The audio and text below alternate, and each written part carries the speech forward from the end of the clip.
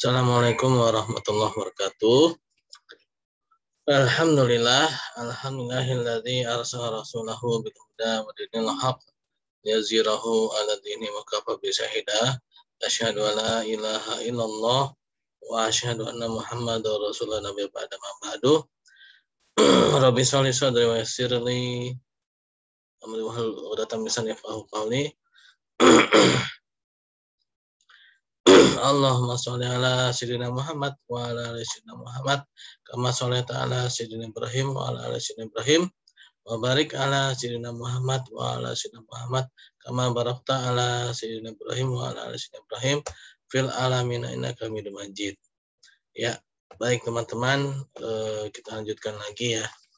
Pembahasan kita yaitu mengenai sirah nabawiyah, sejarah Nabi Muhammad SAW ya.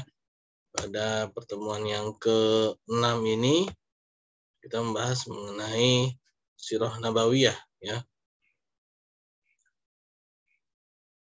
Kemarin kita pembahasannya sampai ketika perdagangan Nabi Muhammad SAW yang bermodalkan dari Siti Khadijah, itu yang akan menjadi istri beliau ya ketika berumur 25 tahun. Nah, sejarahnya yaitu ketika Rasulullah SAW, seorang pemuda yang sangat terkenal akan al-amin ya, percayaan ya, dan kecerdasannya ya di kota Mekah ya, sehingga membuat Khadijah ketika itu sebagai seorang investor terbesar ya di Mekah ya untuk melakukan kerjasama ya dengan Rasulullah SAW. Nah, Khadijah radhiyallahu anha ya, seorang yang sangat memiliki kualitas ya, kualitas yang sangat baik gitu ya, sehingga ketika beliau memberikan kepercayaan kepada seorang untuk memutar modalnya itu bukanlah orang-orang yang sembarangan ya, melainkan memang sudah orang-orang yang sudah terpilih juga. Nah, Khadijah radhiyallahu anha ya mengutus Maisarah. Maisarah itu adalah utusan ya Khadijah, dan Maisarah ini adalah laki-laki ya. Jadi Maisarah itu adalah salah satu nama yang dalam Jazirah Arab itu biasanya dipergunakan oleh laki-laki dan perempuan ya. Jadi ada beberapa nama yang bisa digunakan oleh laki-laki dan perempuan ya. Di antaranya adalah Maisarah ya. Lalu Hindun ya. Hindun juga itu nama yang bisa dipakai laki-laki dan perempuan di Jazirah Arab ya. Kalau di Indonesia mungkin Hindun itu cenderung pada laki-laki ya. Perempuan ya. Hindun. Maisarah pun juga ya, biasanya cenderung pada perempuan. Tapi kalau di Jazirah Arab sana itu bisa laki-laki bisa perempuan ya. Maisarah namanya itu bisa dipakai laki-laki atau bisa dipakai untuk perempuan. Nah, Maisarah sebagai utusan ya yang menemani Rasulullah SAW dalam modal Khadijah, menceritakan bagaimana Rasulullah SAW ya ketika mengelola modal yang diberikan oleh investornya yaitu Khadijah. Maisarah menceritakan bahwa Rasulullah ini adalah seorang yang sangat piawai dalam berdagang ya. Ada salah satu riwayat ya menyatakan jadi Rasulullah itu cara berdagangnya, pertama Rasulullah membawa barang ya dari Mekah ya, lalu ke tempat beliau akan berdagang ya. Nah, di sana beliau akan mendapatkan laba kan, yaitu barang-barang yang hasil dari Mekah ya. Lalu setelah itu beliau membeli barang lagi dari tempat beliau berdagang itu, dibeli barang lagi dan dijual kembali di Mekah ya. Jadi mendapatkan laba yang lebih banyak, itu 2 kali lipat lebih banyak daripada biasanya ya. Nah, selain itu juga Rasulullah SAW ini terkenal akan kejujurannya ya. Beliau sebenarnya apabila ingin berlaku tidak jujur sebenarnya bisa saja itu kan. Tapi itu sangatlah tidak sesuai ya dengan kepribadian beliau ya.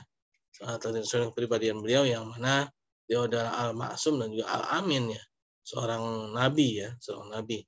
Walaupun pada saat itu beliau belum diangkat menjadi seorang nabi dan rasul ya. Nah, akhirnya Khadijah radhiyallahu anha ya merasa tertarik ya untuk menikah dengan pemuda ini yaitu Nabi Muhammad SAW. Ya. Akhirnya Khadijah radhiyallahu anha pun menyampaikan ya keinginannya kepada paman Rasulullah itu Abu Thalib. Abu Thalib pun akhirnya menjadi apa yang kalau dibilang wali ya, wali pada Rasulullah SAW untuk meminang Khadijah. Ya. Nah dari Khadijah radhiyallahu anha inilah ya, Rasulullah SAW ini memiliki keturunan yang paling banyak ya. Sebenarnya ada satu lagi yaitu dari Maria Al-Qibtiyah, yaitu dari Mesir ya. Nah, tapi dari Khadijah radhiyallahu anha ini keturunan Rasulullah SAW ini paling banyak ya. Yaitu ada 6 anak ya. Yang pertama laki-laki ya, yang 4-nya perempuan, yang terakhirnya laki-laki lagi ya.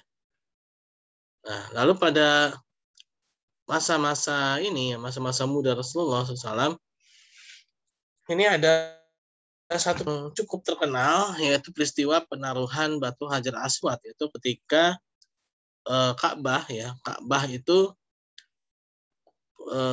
kondisinya ketika itu sudah mulai lapuk ya, karena Ka'bah selain sudah lama juga belum dipugar ya, ternyata Mekah ya itu juga sering sekali terjadi banjir ya, banjir akibat dari air laut pasang ya.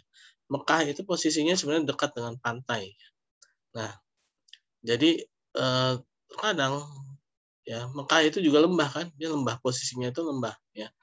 Nah, terkadang Mekah ini suka terendam oleh air laut ya. Ketika air laut pasang, nah ini sering sekali terjadi banjir ya. Dan mengakibatkan Ka'bah itu ya terkena air laut dan makin lama makin lapuk ya. Nah, ketika itu para pemuka-pemuka kabilah-kabilah Arab ya, mereka sepakat untuk melakukan pemugaran pada Ka'bah ya. Berbagai macam saran dan ide disampaikan ya. Ada yang menyampaikan ketika pemugaran itu tidak usah dibongkar ya, melainkan mungkin hanya diberikan ini saja ya, mungkin dibetulkan saja bagian-bagian yang rusaknya saja.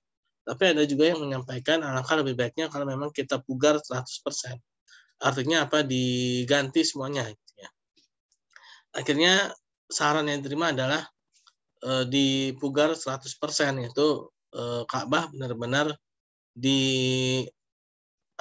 diganti gitu ya, batu-batunya yang pada lapuk itu ya dirubah ya sehingga menjadi baru. Nah, ketika selesai pemugaran, ada satu masalah yang sangat besar yang sulit sekali terpecahkan, yaitu penaruhan batu Hajar Aswad kembali pada tempat yang semula ya.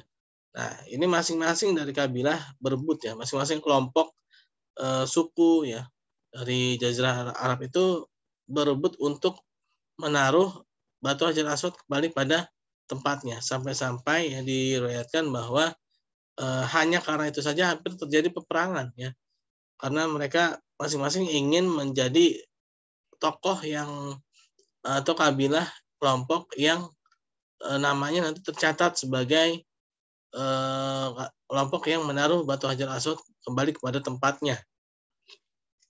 Tapi ya masing-masing ingin gitu kan, sehingga nah ini dia mengakibatkan ya hampir saja terjadi peperangan, sampai suatu ketika seorang tokoh yaitu Utbah ya menyarankan ya agar kita mengambil pendapat orang yang akan masuk dari dari Baitullah ini ya, orang yang akan masuk ke Baitullah ini dialah yang akan memberikan keputusannya. Nah, ketika itu Rasulullah SAW adalah orang yang masuk ya, yang pertama kali masuk. Nah, akhirnya mereka pun gembira ya, lega gitu. Kenapa? Karena Rasulullah SAW ini, Muhammad SAW ini terkenal dengan apa ya, pemuda yang sangat cerdas ya. Pemuda yang sangat cerdas, pemuda yang ya memiliki kapasitas yang cukup baik lah dalam memecahkan masalah. Ternyata benar ya.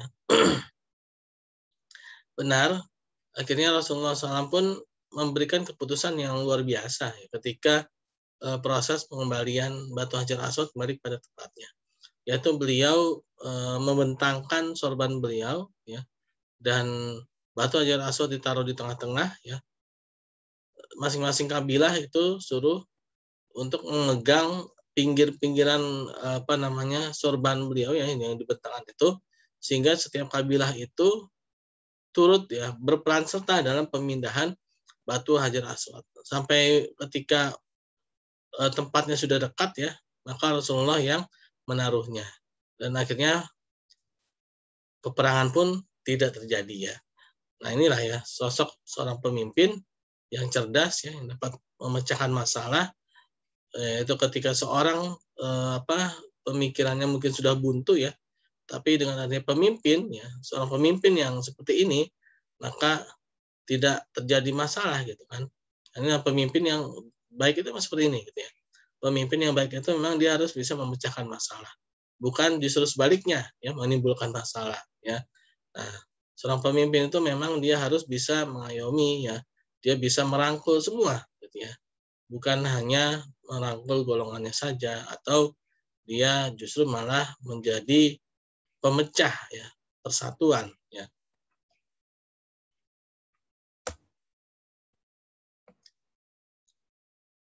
Nah, hari berganti hari ya, bulan berganti bulan, setahun berganti tahun, Rasulullah SAW ya melihat kondisi kaumnya yang begitu mengkhawatirkan dari segi moral ya, dari segi perilaku ya, beliau merasa sedih ya, beliau merasa sedih dan beliau merasa betapa sempitnya ya beliau itu melihat apa yang terjadi di masyarakatnya dan juga pada kondisi dunia pada saat itu ya, sehingga beliau merasa ingin menyendiri berpikir ya, berpikir secara jernih ya ke suatu tempat agar bisa memecahkan suatu masalah yang terjadi minimal pada kaumnya terlebih dahulu ya. Walaupun pada saat itu ya, sebagaimana telah saya sampaikan pada sebelumnya ya, memang kondisi dunia ketika itu terjadi kekacauan yang luar biasa, dekadensi moral yang luar biasa ya, sehingga setiap tempat, setiap sudut itu terasa seperti sarangnya kemaksiatan ya, sarangnya kemaksiatan, sehingga beliau pun merasa khawatir, sedih melihat kondisi yang seperti itu. Akhirnya beliau melakukan khalwat ya, menyendiri di Gua Hiro. Beliau ingin berpikir bagaimana cara memecahkan masalah yang terjadi di kaumnya ini ya, minimal di kaumnya terlebih dahulu. Nah, beliau memutuskan untuk ke Gua Hiro, tempat yang sepi ya. Kenapa? Karena memang kalau mau berpikir jernih di tempat yang sepi ya. Kalau di tempat yang ramai nggak akan bisa berpikir secara jernih gitu kan. Nah, karena itulah ya, kita itu kan dianjurkan untuk sholat ya di malam hari ya, sholat qiyamul lail gitu kan. Nah ini salah satunya adalah untuk berpikir ya, agar kita bisa berpikir secara jernih ya, karena pada saat malam-malam itulah tidak ada keramaian ya, tidak ada kebisingan ya, sehingga kita bisa berpikir secara jernih ya. Nah beliau pun berkhalwat di Gua Hiro ya. Nah pada saat berkhalwat di Gua Hiro ini ya, saat inilah beliau menerima wahyu yang pertama dari malaikat Jibril alaihissalam ya, yaitu surat Al-Alaq 1 sampai dengan 5 ya. Pada awalnya Rasulullah SAW mengatakan memang beliau tidak bisa baca tulis, saya tidak bisa membaca. Nah, sampai akhirnya malaikat Jibril alaihissalam ya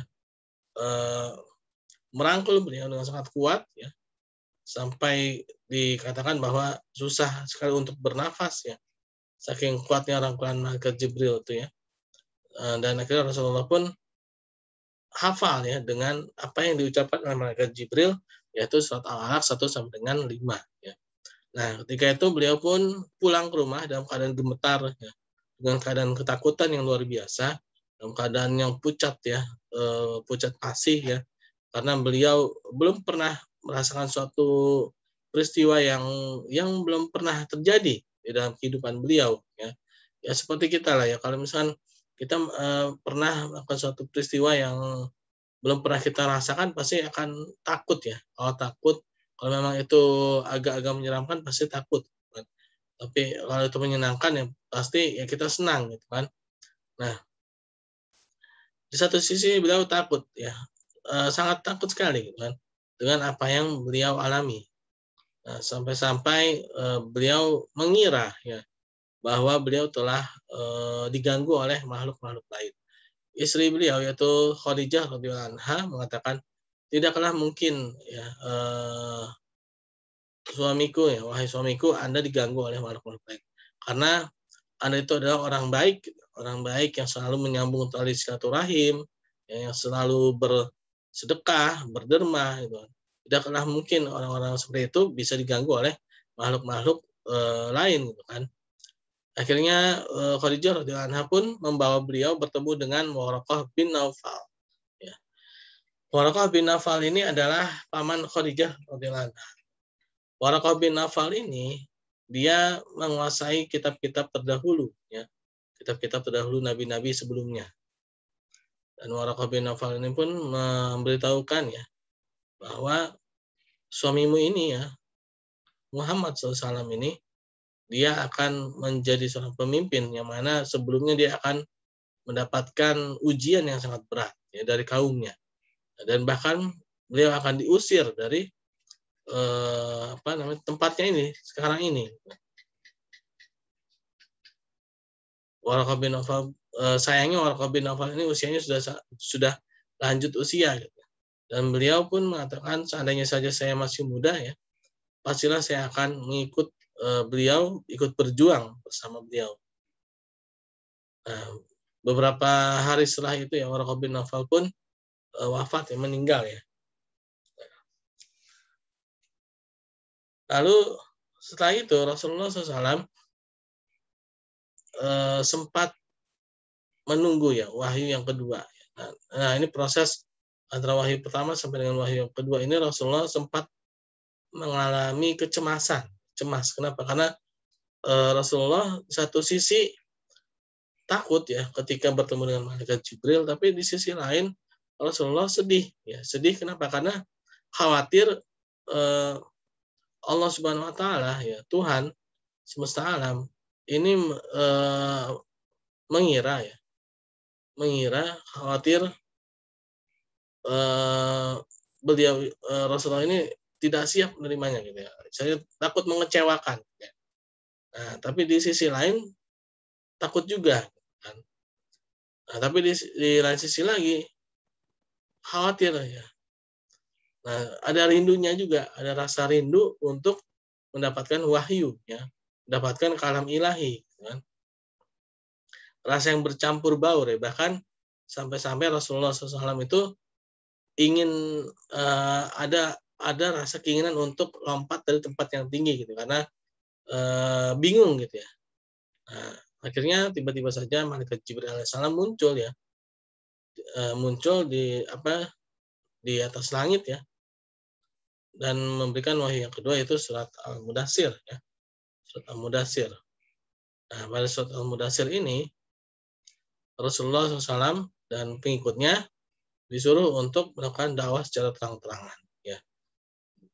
Nah, pada saat inilah tantangan-tantangan ya yang semula belum begitu dirasakan mulai ya sangat terasa ya, bahkan menimbulkan korban jiwa ya, penyiksaan dan ejekan kepada Nabi Muhammad SAW ya.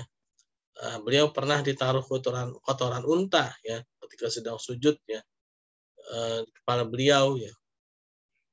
Lalu bahkan para sahabat itu banyak juga yang syahid ya, seperti Yasir dan Sumayyah ya, yang disiksa sampai syahid ya oleh penduduk Mekah ya. Bilal bin Rabah pun juga hampir syahid ya ketika akan ditebus oleh Abu Bakar As-Siddiq ya. Nah, karena penyiksaan yang luar biasa itu, Rasulullah pun mengkhawatirkan keadaan para sahabatnya. Para sahabat yang agak lemah ya, dari sisi ekonomi dan juga dari sisi kekuatannya, ya, dianjurkan untuk hijrah ke Habasyah. Ya. Karena di Habasyah itu ada seorang raja ya, yang beragama Nasrani yang terkenal akan kebijaksanaannya. Ya. Jadi para sahabat pun hijrah ke Habasyah. Ya. Sedangkan beliau sendiri ketika itu mencoba dakwah ke Taif. Nah, beliau sangat menginginkan ya dakwah beliau ini di Taif ini dapat diterima. Kan tapi sayang sekali ternyata para pembesar-pembesar Quraisy ya, telah mendahului beliau untuk pergi ke Taif. Sehingga ketika beliau ke Taif yang terjadi adalah sebaliknya. Ya. Beliau dianiaya ya, dengan cara dilempari batu ya oleh para anak-anak kecil di sana ya, sampai-sampai beliau berdarah-darah ya. Kalau apa ya, ada yang mengatakan ya darahnya itu sampai-sampai itu membuat sepatu beliau itu apa ya, kalau kita seperti kehujanan becek itu ya, itu kan air hujan ya, kalau kehujanan ini darah ya, ini darah beliau ini yang apa namanya yang membuat seperti becek gitu di kaki gitu. Nah, itu saking apa ya, banyaknya darah yang keluar dari beliau ya akibat aniayaan penduduk Taif ya kepada beliau. Nah, melihat itu ya, malaikat penjaga gunung Taif ya menawarkan pada beliau, bagaimana jika aku timpakan gunung ini kepada penduduk Taif. Ketika itu Rasulullah SAW menolak ya, karena beliau mengatakan sesungguhnya mereka itu belum mengetahui. Ya.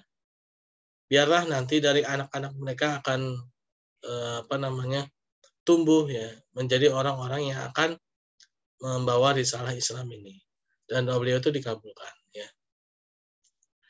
Nah, ada satu riwayat juga yang mengatakan ya, ketika dakwah di Taif ini ajakan kepada manusia ya, pengikut di Taif ini ditolak ya. Ada riwayat yang mengatakan di tengah perjalanan ketika Rasulullah SAW sedang sholat ya, di tengah perjalanan antara Taif dengan Mekah, sedang sholat dan sedang membaca Al-Quran, ada sekelompok jin ya, bangsa jin yang mendengar ayat suci Al-Quran. Dan dari sekelompok jin inilah ternyata yang menerima hidayah dari Allah Subhanahu wa taala. Ya. Dan mereka membawa kabar ya kepada kaum mereka ya, itu diabadikan dalam Quran surat Al-Jin saya. Nah, itu Al-Jin dan ada satu lagi itu ya. Itu mengisahkan yaitu sekelompok jin yang sedang melakukan perjalanan dan tidak sengaja mendengar Rasulullah SAW itu sedang membaca ayat Al-Quran ya. Dan mereka pun mengabarkan kepada kaumnya ya bahwa telah datang utusan yang terakhir ya, yang membawa berita gembira kepada orang-orang yang beriman kepada Allah Subhanahu wa taala ya. Nah, artinya dakwah beliau ini ya ditolak oleh manusia tapi diterima oleh makhluk lain ya.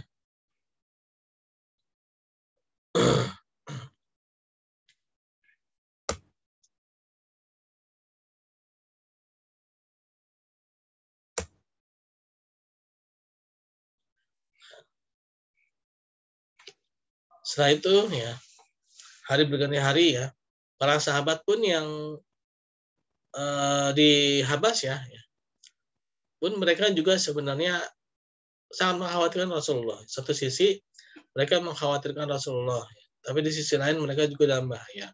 Nah, pada masa-masa ini ada seorang sahabat yang sangat terkenal ya, yaitu Umar bin Khattab radhiyallahu anhu masuk Islam ya, masuk Islam.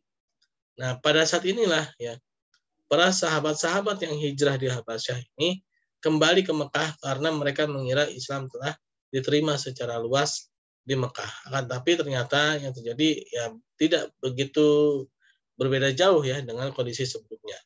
Hanya saja Umar bin Khattab sudah masuk Islam ya. Nah, akhirnya ketika itu datanglah utusan-utusan ya dari penduduk Yasrib atau Madinah. Nah, penduduk Yasrib atau Madinah ini adalah penduduk yang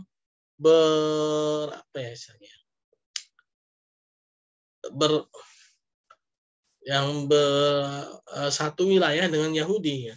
Jadi Madinah itu, Yasrib itu dihuni oleh kaum ya bentuk asli ya, yaitu Aus dan Khazraj dan juga Yahudi ya.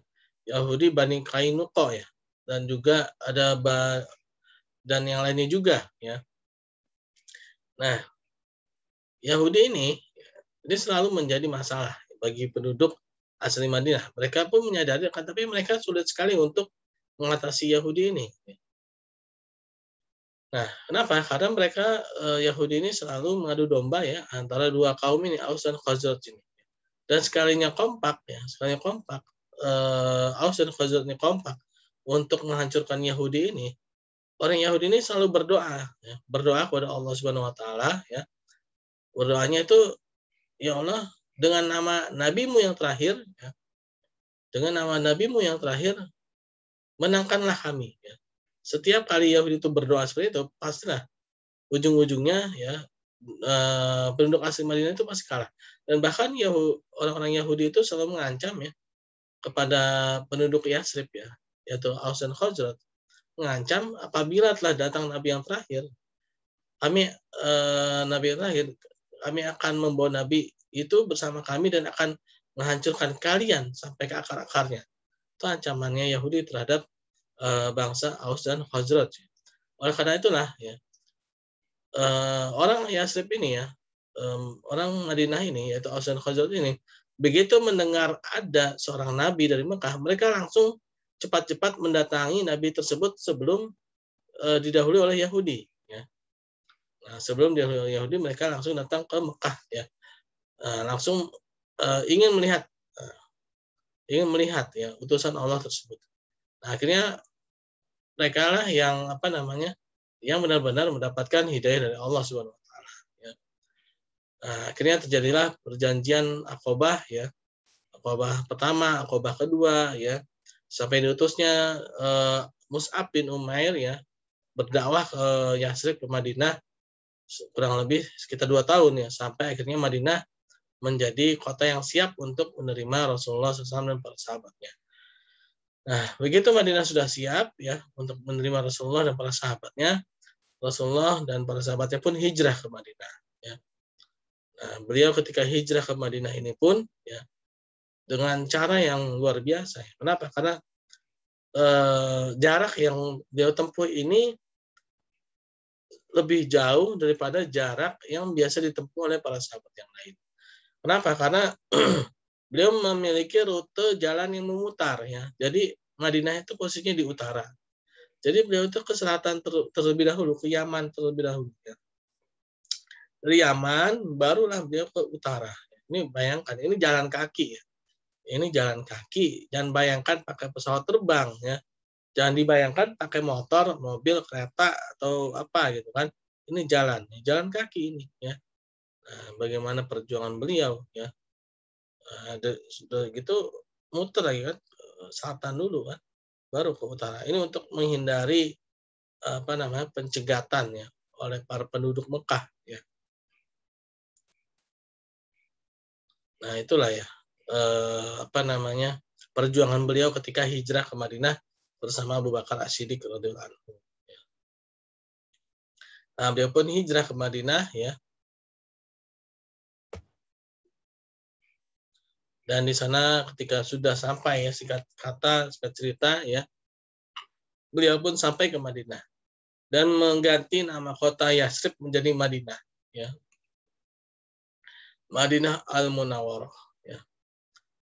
Nah, gitu sampai di sana beliau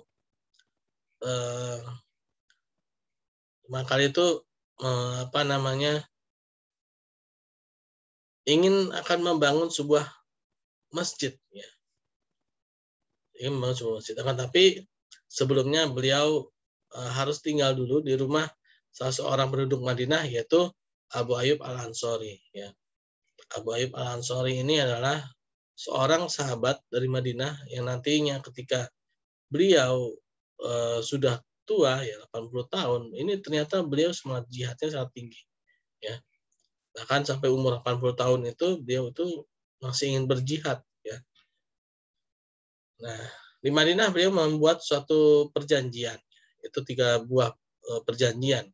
Yaitu yang pertama beliau membangun masjid, ya, lalu membangun pasar, ya, lalu membuat perjanjian dengan sekitarnya, yaitu terutama pada Yahudi. Ya. Kenapa? Ya karena Yahudi ini orang-orang yang sulit untuk dipegang perkataannya, sehingga dibutuhkan suatu perjanjian. Ya. Ya sampai sekarang ya Yahudi itu ketika membuat perjanjian selalu diingkari. Ya. Belum ada berapa hari ya mereka sudah mengingkari. Ya. Nah, yang dibutuhkan yang tinggal satu aja ketegasan. Karena Rasulullah ini tegas ya dan tidak takut ya sehingga mudah sekali untuk mengingkari Yahudi dari Madinah ya karena memang Yahudi ini selalu mengingkari perjanjian ya tabiatnya Yahudi itu memang selalu mengingkari perjanjian ya. Sehingga Rasulullah itu langsung membuat perjanjian agar ketika suatu saat Yahudi ini melanggar perjanjian mereka bisa langsung diusir. Mereka bisa langsung diusir. Ya, nah ini ketika awal-awal hijrah ke Madinah. Ya. Nah, ketika di Madinah ya ada beberapa peristiwa besar yang terjadi, yaitu beberapa perang ya. Secara singkatnya ini, secara singkatnya saja ya. Yaitu yang pertama ada perang Badar. Nah, perang Badar ini juga sebenarnya awalnya tidak ingin menjadi suatu peperangan, tapi menjadi peperangan ya. Karena awalnya hanya ingin mencegah kafilah dagang Abu Sofyan, ya, kafilah dagang Abu Sofyan yang sedang berdagang di daerah Syam. Ya. Nah, begitu mendengar ada kafilah dagang Abu Sofyan yang akan kembali dari Syam ke Mekah, maka para sahabat pun ya ingin mencegat kafilah dagang itu. Ya. Sebagai apa ya, ungkapan kalau dibilang apa ya ingin mengambil kembali hak mereka yang dulu mereka tinggalkan di Mekah gitu ya.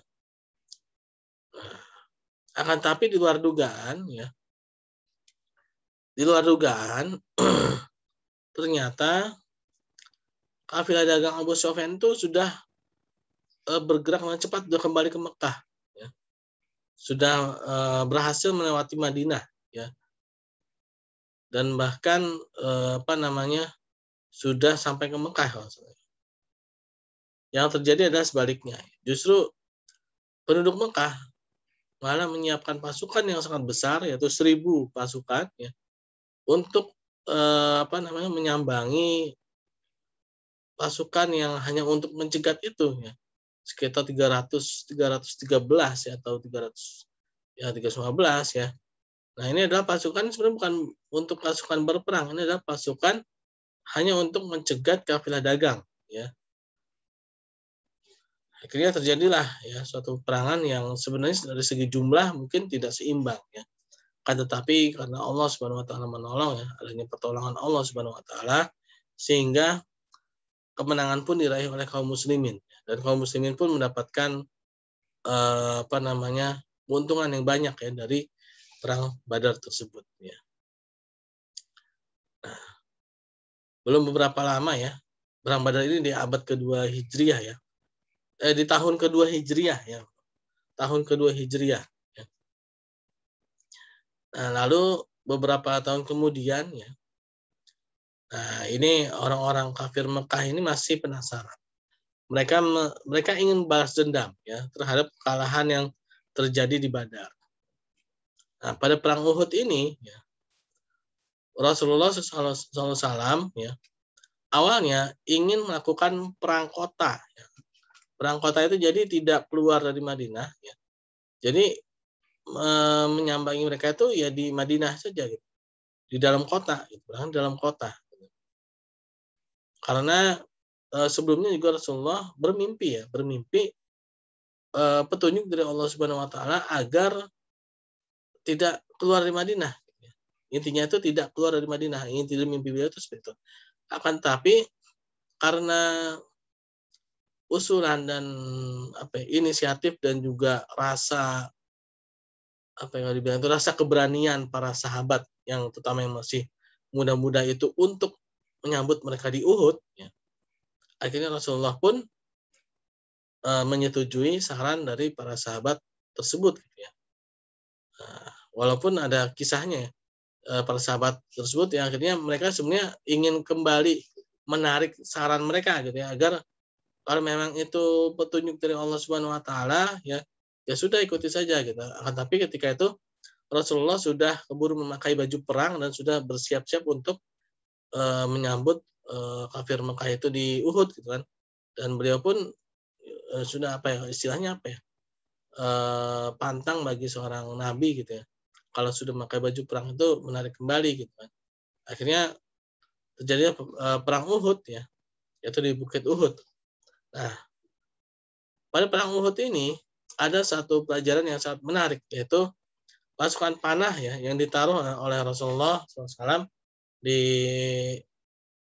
apa namanya di Uhud, ya, untuk menangkal serangan balik dari arah belakang, gitu ya, yang dipimpin oleh Khalid bin Walid ketika itu yang masih kafir. Nah, ketika itu Rasulullah sudah mencium adanya serangan dari belakang, gitu ya, yang akan dilakukan oleh Khalid bin Walid, sehingga beliau menaruh beberapa pasukan pemanah di atas. Sampai-sampai beliau mewasiatkan pada pasukan pemanah, janganlah kalian turun walaupun kalian melihat kami dimakan oleh burung-burung pemakan bangkai, sampai ada petunjuk untuk turun. Nah, ketika itu peperangan pun terjadi, ya. Sebenarnya pada awal itu kaum muslimin sudah hampir menang, ya. Sudah hampir menang. Nah, pasukan pemanah ini sebagiannya itu tergiur untuk ikut mengambil harta rampasan perang, ya. Sehingga tinggallah sisa-sisa di atas Bukit Uhud, ya. Mereka tidak bisa menangkal serangan dari Khalid bin Walid ketika itu yang masih kafir. Nah, akhirnya habislah umat Islam ketika itu, ya. Habislah hampir apa namanya, bahkan Rasulullah pun hampir celaka, ya. Bahkan para sahabat banyak yang terluka parah, ya. Nah, dan Rasulullah dan para sahabat pun berhasil apa namanya menyelamatkan diri terlebih dahulu di atas Bukit Uhud. Nah, ketika itu para penduduk Mekah, ya, yang masih kafir itu, mereka bergembira ria, ya. Mereka gembira dan mereka mengambil banyak keuntungan, ya. Dan akhirnya mereka pun kembali, ya, ke Mekah dan perjalanan. Dan ketika itu Rasulullah SAW mengutus sahabatnya, ya, agar memata-matai, ya, apakah orang-orang Mekah ini akan menyerang Madinah atau mereka akan kembali ke Mekah, ya. Nah, Rasulullah bersabda, ya, apabila orang-orang Mekah ini dia hendak ke Madinah, ya, ingin menyerang Madinah, maka akan hancurkan mereka. Nah, tapi ternyata orang-orang Mekah ini, ya, mereka kembali ke Mekah. Dan akhirnya Rasulullah dan para sahabat pun kembali ke Madinah, ya. Dan keesokan harinya, ya, pada perang Uhud ini, ya. Nah, ini ada satu kisah yang jarang diceritakan, ya, yaitu Rasulullah itu apa ya, kembali menggempur pasukan Mekah itu, ya, pada hari berikutnya, ya. Nah, melihat seperti itu, ya, orang-orang Mekah ini dia sebenarnya ingin kembali menyambangi, gitu, tapi mereka sendiri pun takut juga, gitu kan. Kenapa? Karena mereka khawatir, ya, orang-orang Mekah ini juga mereka tuh khawatir juga, takut juga nih kalau kita istilahnya kita sambangin lagi malah jadi kita yang kalah, gitu. Ya udah lebih baik kita mundur saja, gitu. Nah, dia mengatakan perang Uhud ini sebenarnya kaum muslimin ini juga masih menang juga karena orang Mekah ini, ya, orang-orang kafir Mekah ini mereka juga lari juga pada hari berikutnya. Itu pada perang Uhud, ya. Lalu perang Khandaq, ya, atau perang Ahzab, ya. Nah, ini adalah perang gabungan, ya, yang dimana di luar, ya, itu ada pasukan yang sangat besar, ya, pasukan gabungan, ya, dari beberapa kabilah-kabilah Arab, ya, sebanyak 10.000, ya, 10.000 pasukan, ya. Ini adalah perang yang sangat berat, itu perang yang mana kaum muslimin ketika itu sedang paceklik ya, harus menghadapi pasukan yang sangat besar dari luar ya, dan juga ada orang-orang munafik ya di dalam ya, di perang Khandaq ini.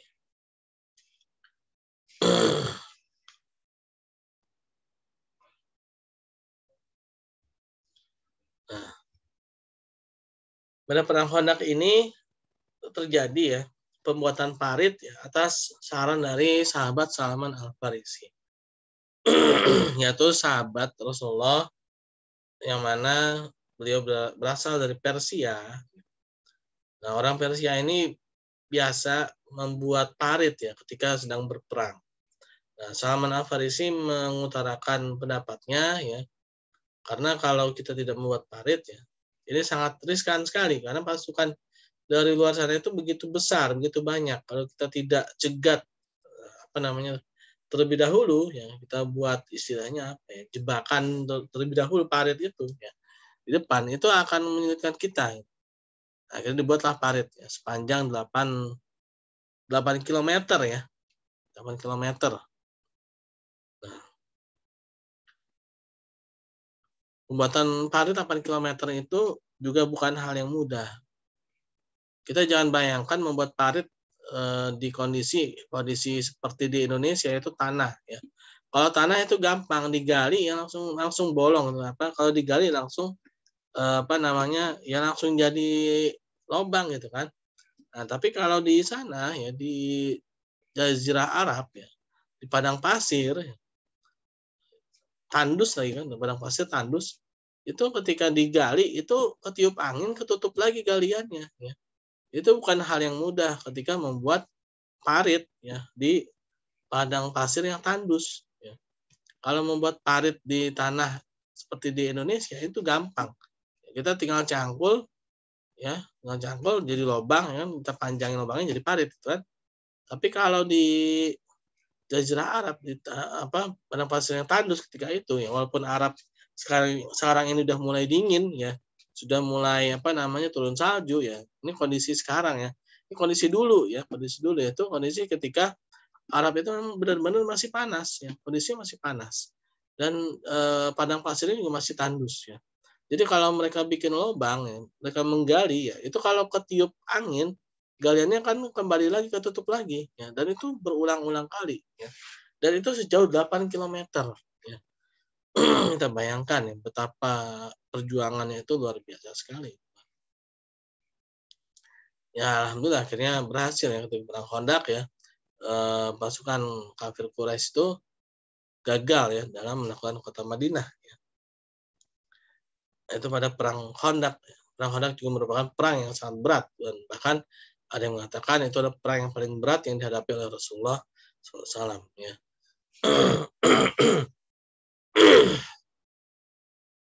Lalu perang Mu'tah ya. Perang Mu'tah ini adalah perang melawan bangsa Romawi ya. Nah, pada perang Mu'tah ini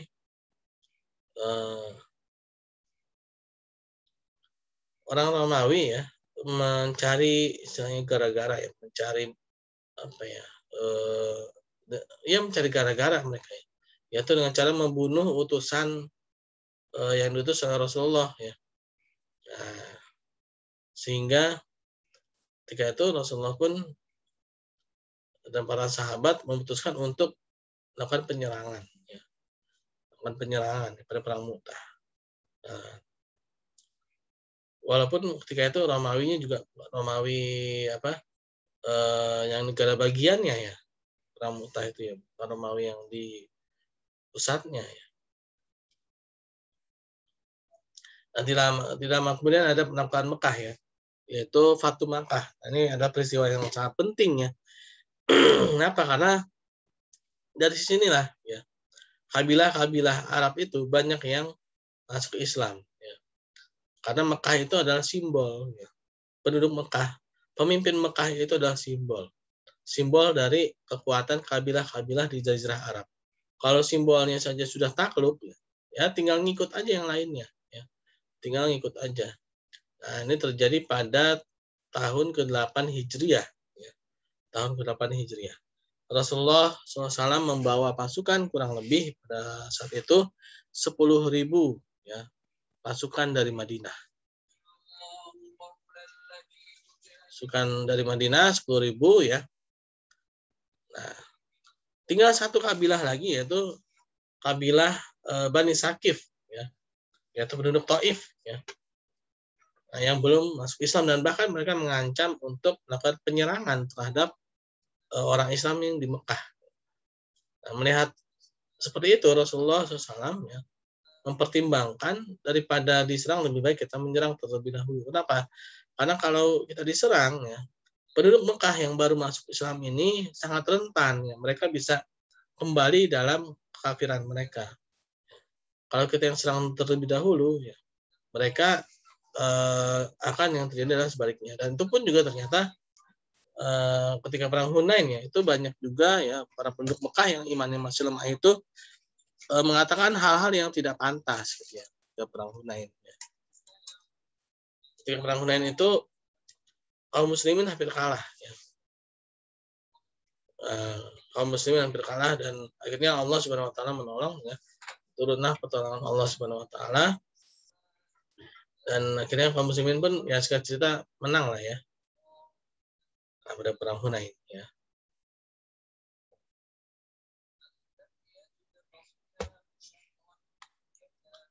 Nah, setelah menekan Mekah dan setelah perang Hunain, terjadi perang Yarmuk, yaitu perang kembali melawan Romawi ya.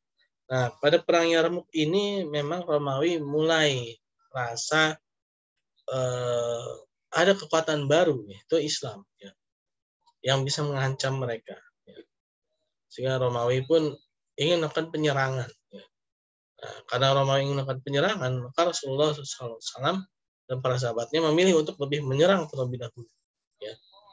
Nah, pada perang Yarmuk itu terjadi pada kondisi musim panas ya. Nah, Romawi mereka berencana akan menyerang Madinah itu ketika musim panas sudah berakhir.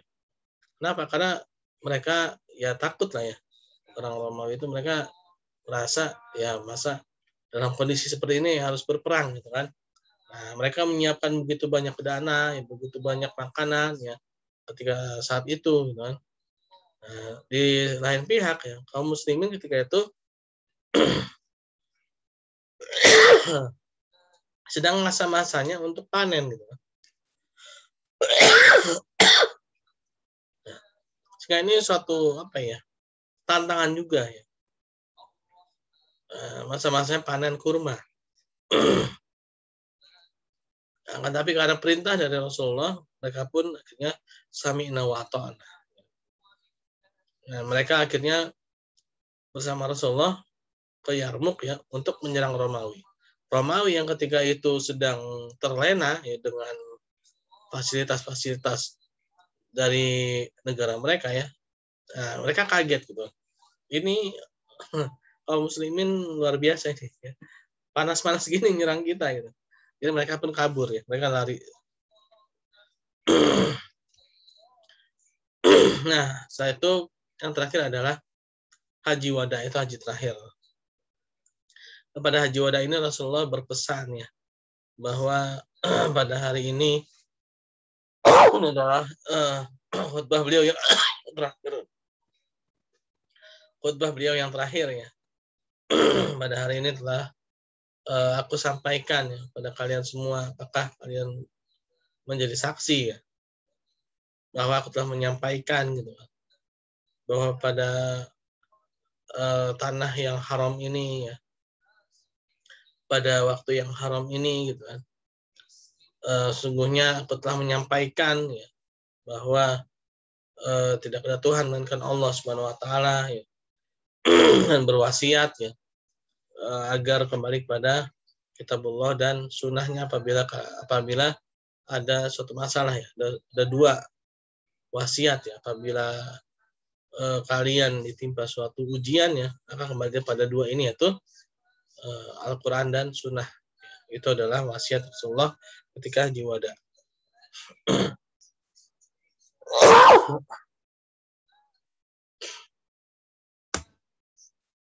Nah, lalu tidak lama kemudian, yang beberapa waktu kemudian Rasulullah sakit ya, sakit berupa panas ya. Badan beliau panas sampai beliau sempat pingsan beberapa kali ya, saking panasnya. Dan dipapah ya oleh para sahabat untuk sholat di masjid ya. Tapi di satu sisi ya, adanya utusan Usamah bin Zaid ya untuk melakukan penaklukan kembali kepada Romawi itu ya, Usamah bin Zaid. Nah, hanya saja sangat disayangkan ya, sebelum Usamah bin Zaid ini berangkat, Rasulullah sudah wafat ya. Nabi Muhammad SAW sudah wafat ya, pada hari Senin ya, di hari yang sama ketika beliau lahir, yaitu 12 Rabiul Awal ya, di hari Senin.